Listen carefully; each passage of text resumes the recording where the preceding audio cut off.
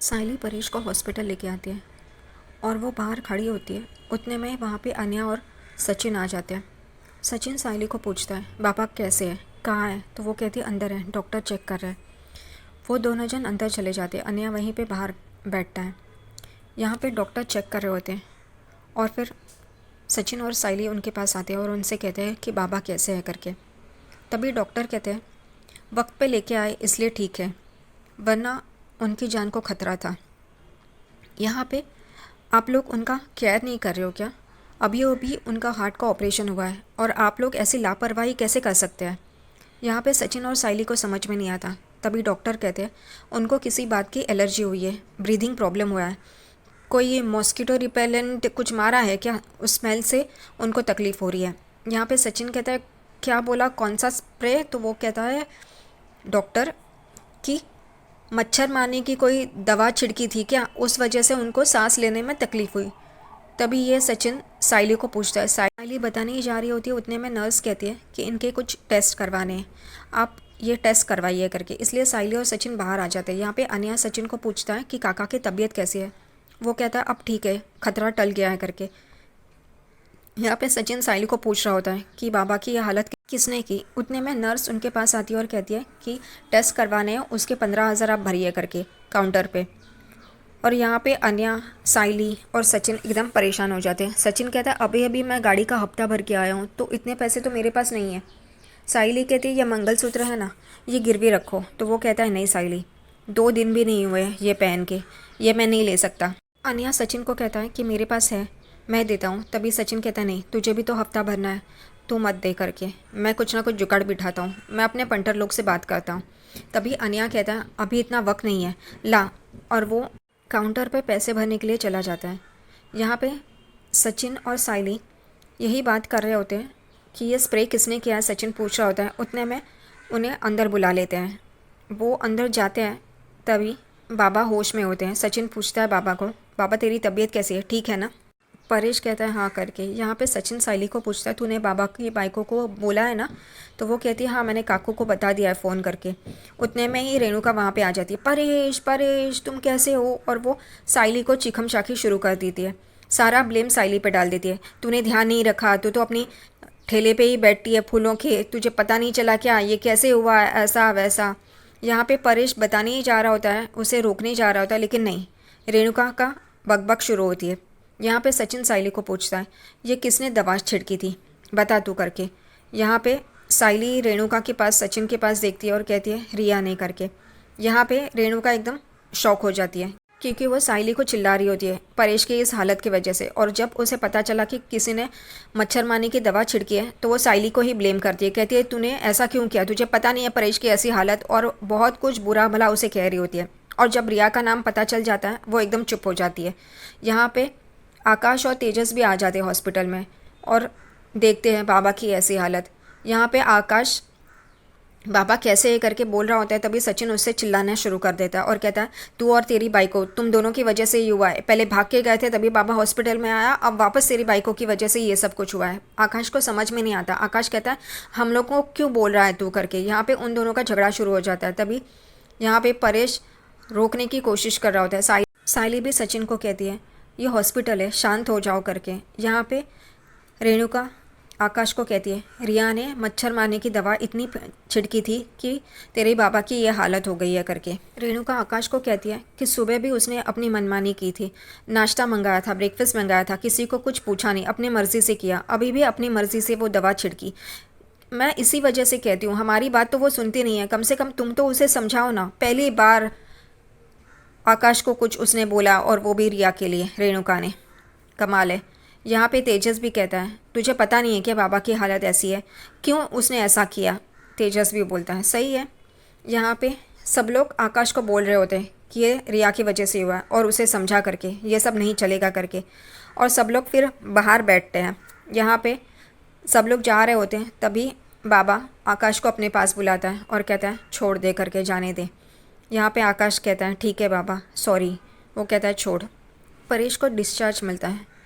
सब लोग उसे घर लेके आते हैं और वो सोफ़े पे बैठता है।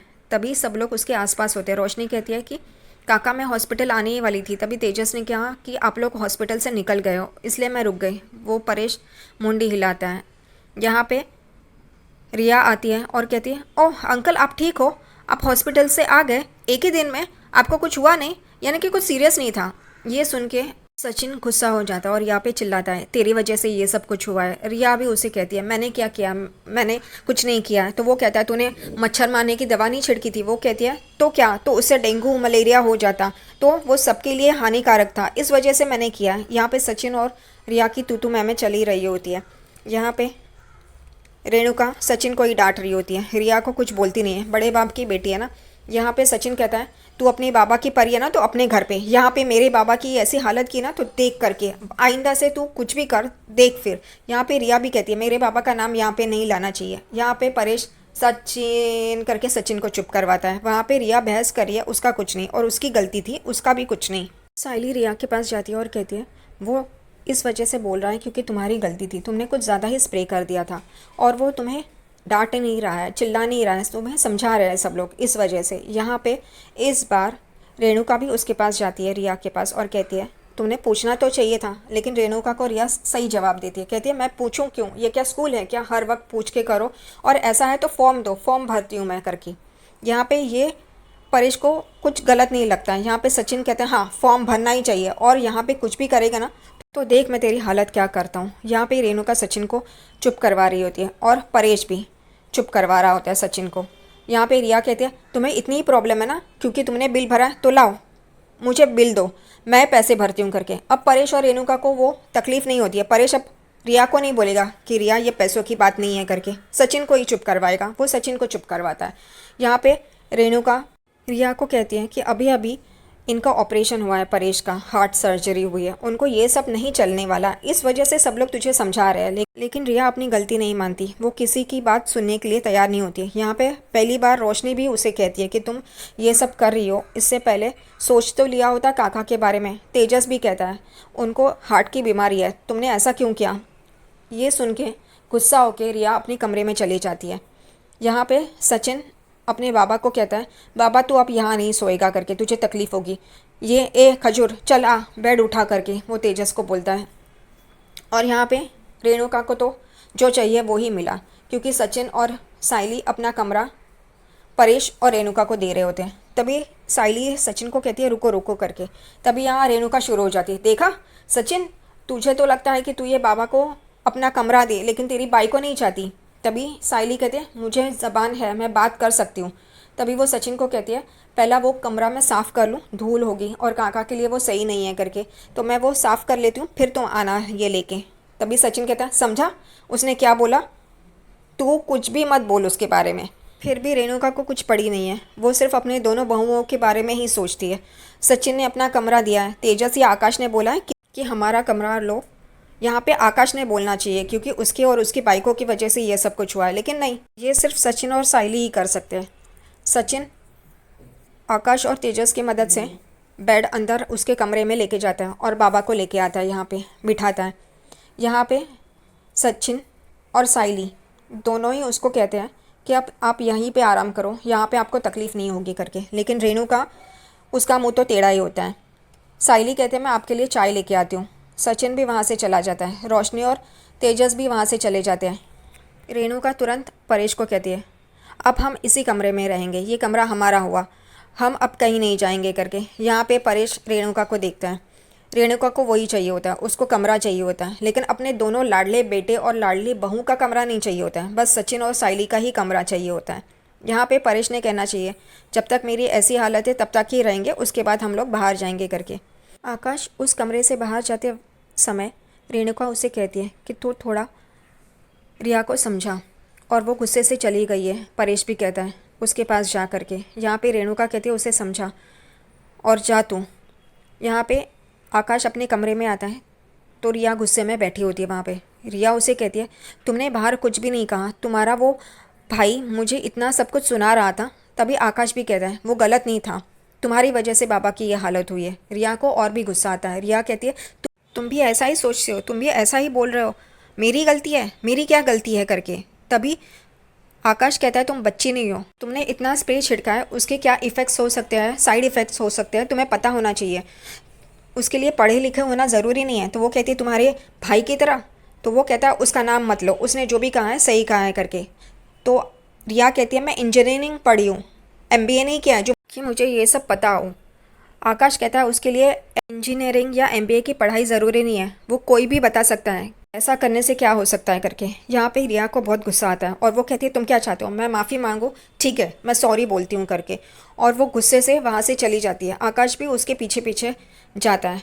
रिया परेश के पास आती है और जैसा एहसान किया हो ऐसा वो उससे माफ़ी मांगती है, सॉरी मेरा ये मतलब नहीं था, मैंने जानबूझकर नहीं किया, ओके।